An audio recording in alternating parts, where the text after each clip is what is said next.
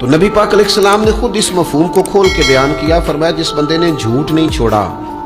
گناہ نہیں چھوڑا،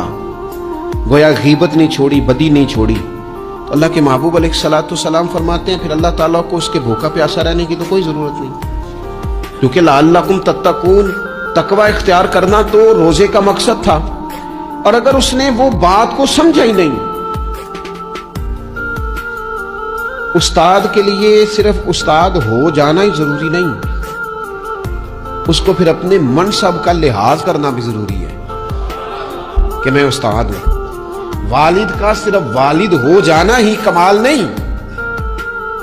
اس کو پھر اس منصب کے تقاضوں کو بھی سمجھنا چاہیے کہ اب میں ایک باپ ہوں، اب میں روٹین میں وہ آزاد نہیں ہوں کہ جہاں میرا جی چاہے گا جاؤں گا، جہاں میری طبیعت چاہے گی میں کھاؤں گا، جہاں میرا دل کرے گا میں وہ کام کروں گا۔ اب آپ سرپرست ہیں، سربراہ ہیں۔